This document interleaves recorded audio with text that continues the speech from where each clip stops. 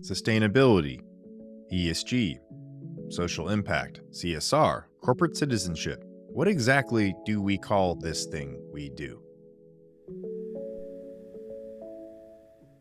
Hey, everybody, and welcome to the Sustainability Communicator, the podcast exploring the intersection of corporate sustainability and storytelling. I'm your host, Mike Hauer, a sustainability communication nerd with more than 15 years of experience on both sides of the podium, as a journalist for media outlets like GreenBiz and a communication strategist for major global companies. During each episode, we explore interesting sustainability communication challenges, risks, and opportunities facing folks in the business community and beyond. If you're ready to talk your walk, then you've come to the right place. Time to get to it. How we talk about sustainability has changed a lot over the decades, from corporate philanthropy to CSR to sustainability and ESG. What we call this space is constantly in flux, and this has contributed to confusion in corporate sustainability communication writ large. What do we call this work we do? And if we can't get our terminology straight, how can we expect to clearly communicate sustainability to those who don't even live this stuff every day? Today, we're going to explore the evolution of language around sustainability, where we've been, where we are, and where we're going. So to help us with this today on the pod, I'm excited to have Raheem Cash, a sustainability, ESG, and EH&S leader with 30 years of extensive experience developing and implementing business-focused strategies for a wide range of organizations. He currently is VP of Corporate Sustainability at Moody's Corporation, and before that, he held corporate sustainability roles at Lockheed Martin, AECOM, and the U.S. General Services Administration, among others. Thanks for being here today, Raheem. Well, thank you, Nick. So you've been working in this space for a while now. We had a conversation a couple of months ago before GreenBiz on this topic, but how has the terminology changed since you've been in this space? How has it impacted the way that companies communicate sustainability? Well, as you mentioned, the 30 years, so it's very funny that coming up July 18th will be the 30th anniversary of me starting my first real job after grad school. And Congratulations. thank you. That was in the middle of the pollution prevention era. So that was the mantra at that time. And that was sort of coming out of the pollution control era and stewardship and conservation.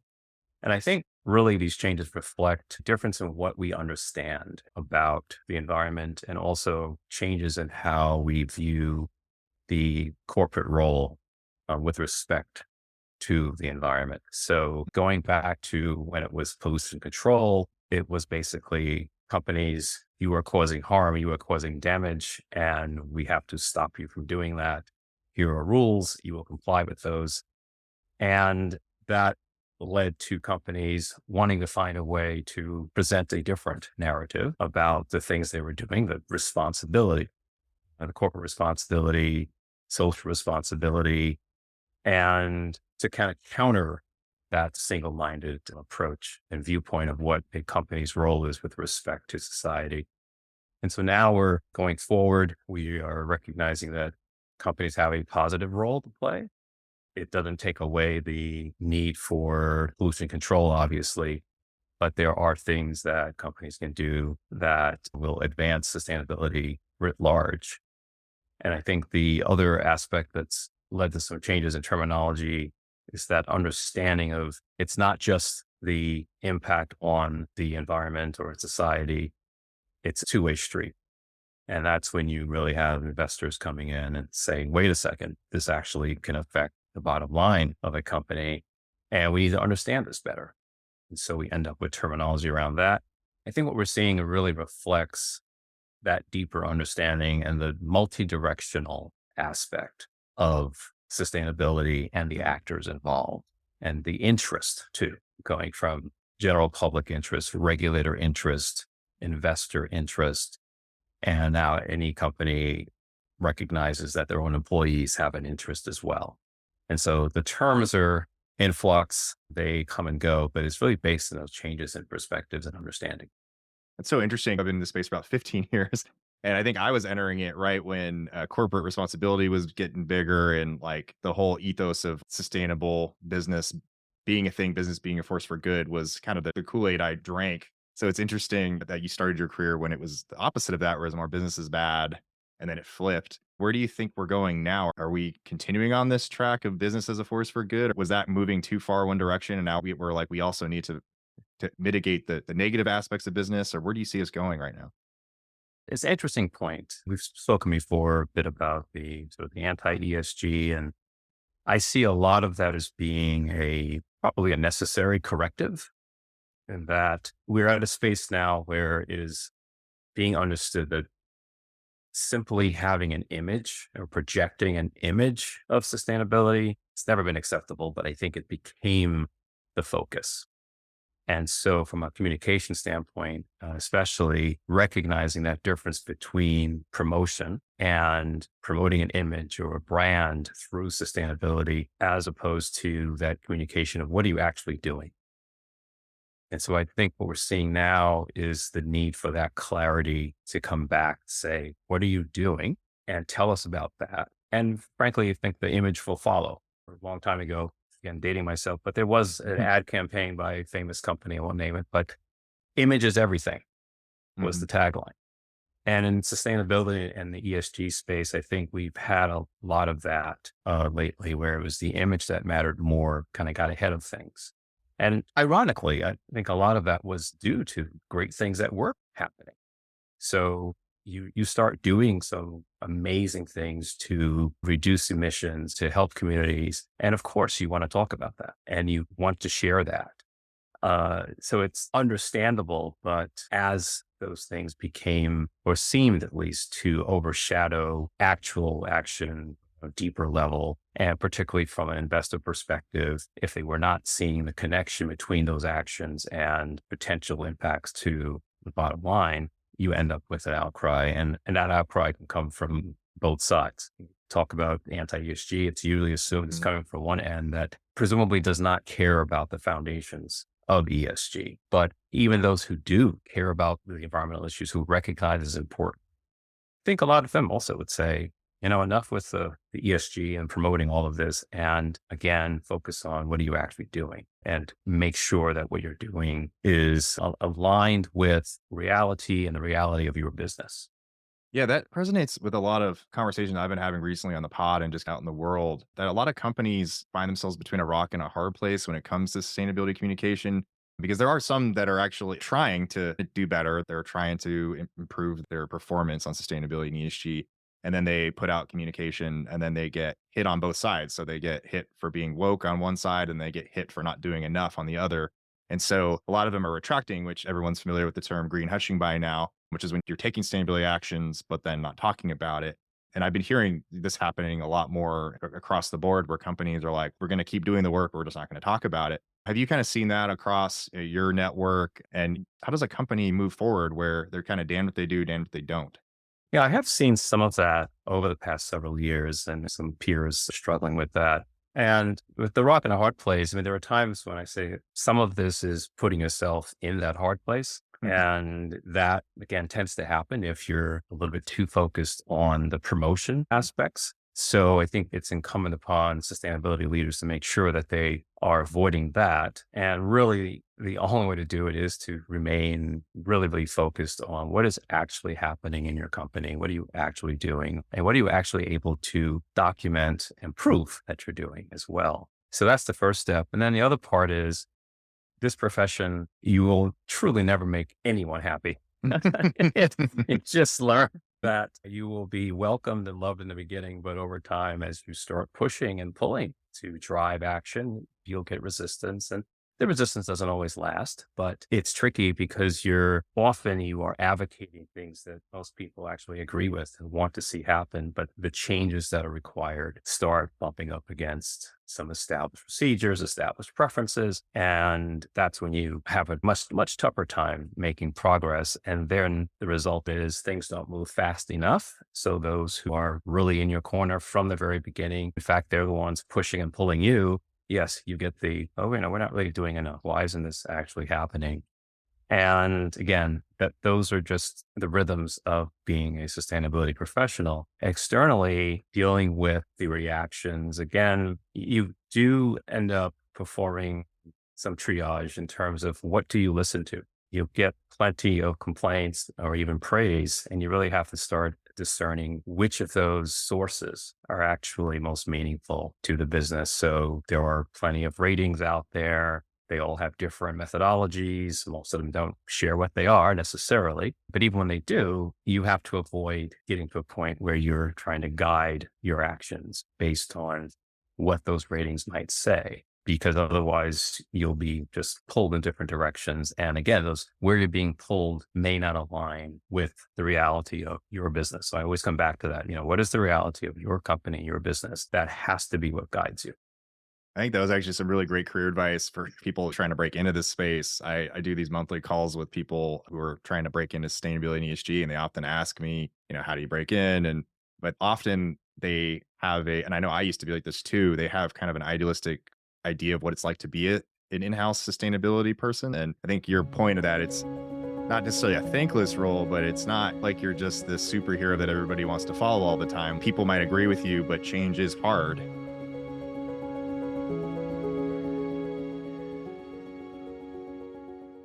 So moving on, the anti-ESG rhetoric, we've heard a lot about this. I don't like calling it the anti-ESG movement because that makes it sound like it's this big thing, which I don't think it is. It's a small but highly vocal group of individuals in government and business that have basically killed the term ESG. It sounds like now it's effectively dead. A lot of companies are moving away from leading with ESG in their communication. This year, actually, I've seen a lot of companies change their reports from ESG reports to sustainability or impact report. Why do you think they were so effective in this effort? And why are companies listening to such a small local group? Has this happened before in your 30 years of experience? Has there been a term that's been this politicized like this? And I'm just curious what you think about that. Yeah, I don't think that this level of focus and attention, I don't recall that. I'm not sure I agree with it being killed at this point. If it has been, it's a very powerful zombie, I guess, because it's still all over the place Yeah, and that's fair. obviously has meaning. Yeah. But as I mentioned before, I mean, in some ways, it's probably a sort of a corrective, and it's forcing everyone to focus on, well, what are you really doing and what are you really talking about? And so in some ways, well, we're not going to call it ESG. That might mean you're going to actually look at what you're communicating and give it the proper name. And I will say when ESG was first emerging as a term, being old school as I was, it's sort of, well, what was wrong with sustainability? And isn't ESG just business sustainability? And then I realized there's a problem there because the acronym is BS. And so I said, okay, so now I understand why we can't call it business sustainability because it gives us an acronym that we're trying to actually avoid. But unfortunately, and for many people, ESG has become BS. And so how do you avoid that? How do you, and sometimes it is by saying, well, let's not focus on that term. With respect to listening to a small group, again, if they're powerful, in this case, if it's coming from your government or key legislators in your government, then of course, that's why you're listening to them. Those are important relationships to maintain. And so you can't ignore that. But as you mentioned earlier, there's a difference between using certain terms versus continuing to take action and engage, and especially engage with those who are very supportive of what you're doing. And that includes other powerful voices. So it's a tricky balance. And I think every company is really just assessing the extent to which those anti-ESG voices matter to them. So it goes back to what I was saying earlier, is that you are sorting through that all the time. And so if some of those anti-ESG voices are for your business actually pretty critical, then it's very reasonable to say, well, let's not unnecessarily provoke them on that end. Other companies have more of a luxury of either having a different constituency that might be equally as powerful. And so therefore say, well, no, we're going to listen to them because at the end of the day, those are the voices that are actually going to impact our business most. So what I find interesting is that it does actually pull it into a strategic discussion about your communications and engagement around this topic. And it's no longer just off to the side. And it's not just your communications wing. It's communications, engaging with your sustainability teams and engaging with your finance teams and others to really understand, and your government affairs teams to really understand the company as a whole and say, okay, what is the best way for us to engage with our stakeholders on this topic? And currently that includes an assessment of what word do we use to do it. I agree with that. A lot of companies this year are reflecting on what do we call this work we do?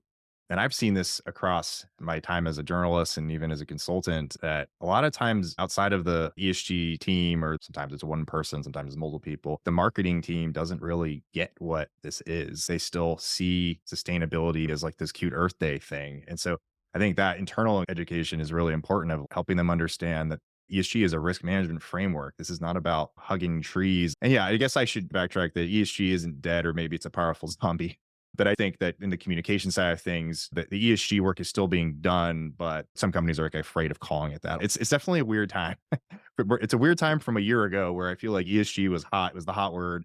And I think that's the bigger trend is whatever we call this, the work doesn't change. What we call it is going to probably change 10 more times in the next 5 years. But as long as what we're actually doing is continuing on that path, that's what matters most. So moving on to ratings, you kind of touched on this already. I know in my own work, a lot of times this is what companies are most interested in, especially with reports, is how are we going to put out a report that's going to influence ratings? A lot of their comms and reporting efforts are focused on improving a score from a rater and all their mysterious methodologies.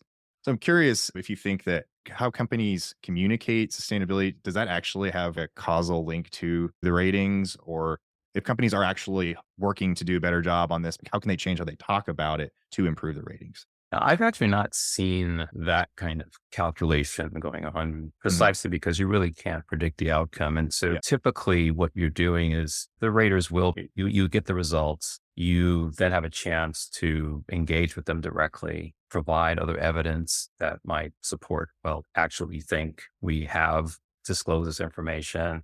We do believe it's sufficient. And sometimes you'll get a change, sometimes you won't. But in terms of the communications, and I think I should make a distinction between the communication and disclosures. And I've started to make that distinction just because it keeps me sane, Yeah. because it does reflect the different audiences that you're trying to reach. So with your disclosures, which is usually to the investor and now increasingly the regulator community, that's really where your ratings entities are looking. The communications piece, when you're typically speaking to a broader public, those certainly you're not trying to influence ratings that way. Raters aren't really looking at that except to see if you're being inconsistent. So of course, they're promoting Yeah. something one place and it's not matching up with what you're promoting elsewhere. There's an issue, but really it's about looking at your company and seeing where are we taking action and perhaps not sharing, not disclosing. Are we being transparent enough? If we're not, can we change that? So that's where the discussions I've had over the years internally is that you see a rating, you have a lower score on a particular section because you haven't put something out public. And then it's this question of, can we do that? Do we want to do that? Why? Why not? What are pros and cons? And in many cases, it's resulted in, oh, yeah, let's go ahead and share that. We have this data. We don't have a problem sharing it. And so you do it. And even once you've done that, your score, you may get a improvement in that one section, that one line Mhm. item perhaps, but the overall, you still don't really know what happened. So I don't think there's much of a strategy around trying to influence the outcome of those because it's really, really difficult to do.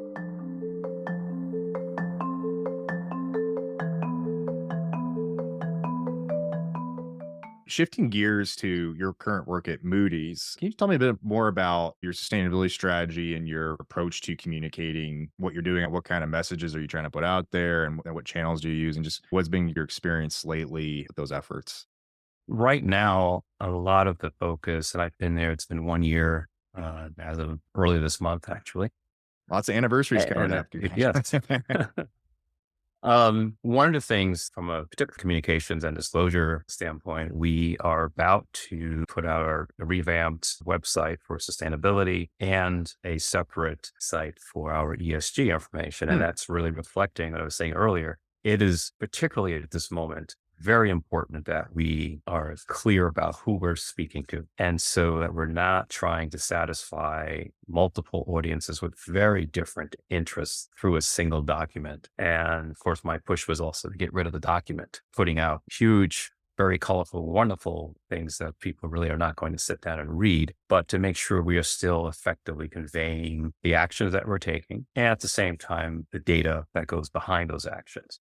And so this allows us to explain what sustainability means to Moody's, what's relevant to us, and the action that we're taking, and do so in a way that's attractive to potential talent, general public, but still do so within the frameworks, like a GRI, for instance. And that was their whole mission, is to make sure companies aren't just putting out, oh, you've done these wonderful things, you've Mhm. planted trees. It still, again, has to be based on the reality of your company. It has to address the impacts that you're actually having. So we're still adhering to those frameworks with that sort of general sustainability communication. But we also said we want to make sure it's easy for investors and regulators to find what they need in order to make the decisions that they have to make regarding Moody's from an ESG perspective. So the CDP reports, the human rights statements, and all of those things are available there, along with the ESG data points, the human capital data, the emission data, all of that readily accessible. So we'll be up and running later,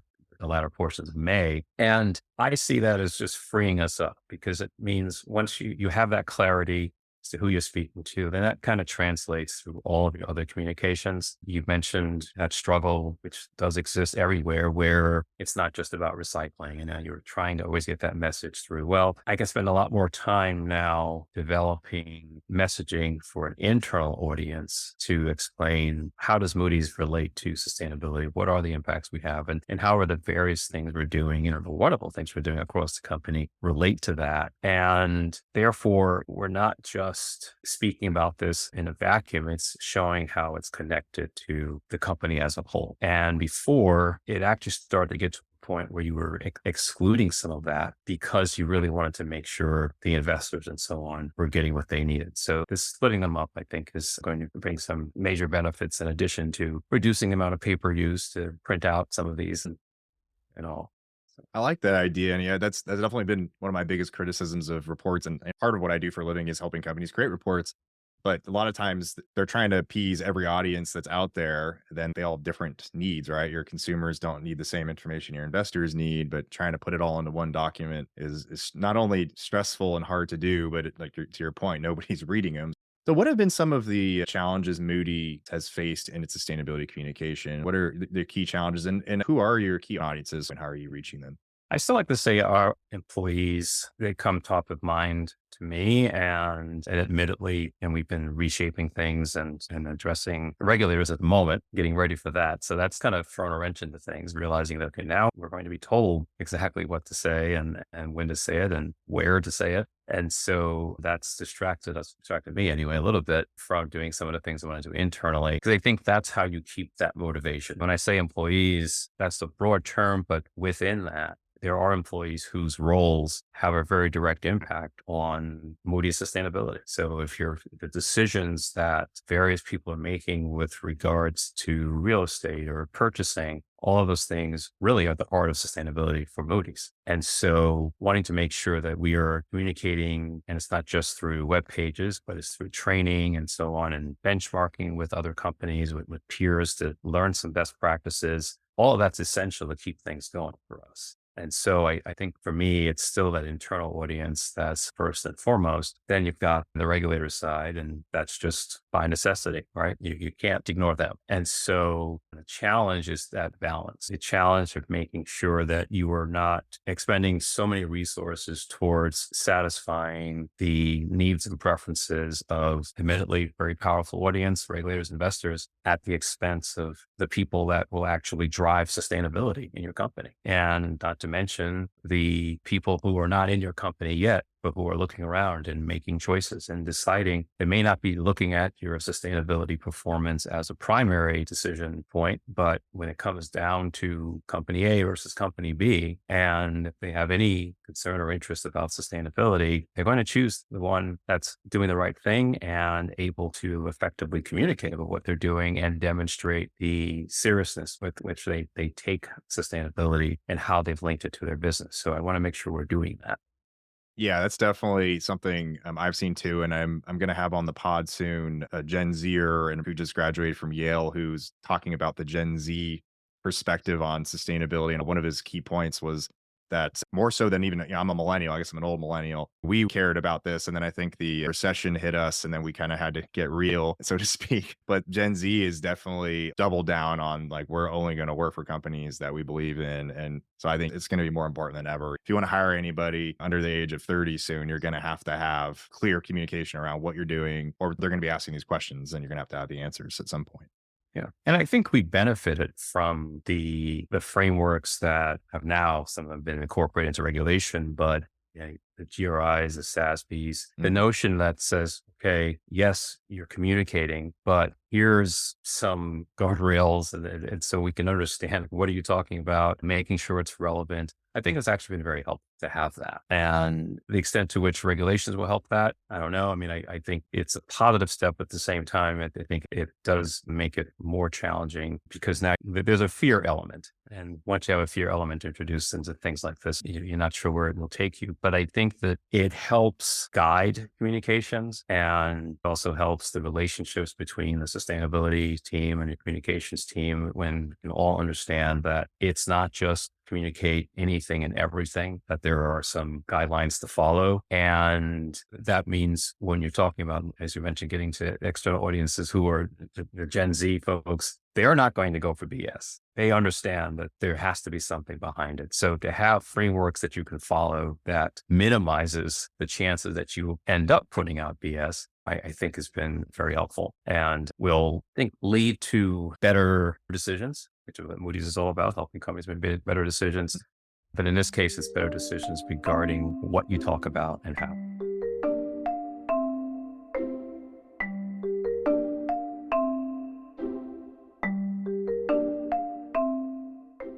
We have time for one more question. Everything we talked about today is very helpful to give us a framework for thinking about. Like, I love this idea of separating your disclosures from your communication. What advice would you give companies that are looking to do that in their own sustainability disclosure strategy? A lot of companies that I've encountered, either working with directly or even just met through my network, they range of all sizes. Like some companies maybe only have like one person handling this, or they might have a team. Not everybody has the resources to do a very comprehensive sustainability strategy or and comms plan.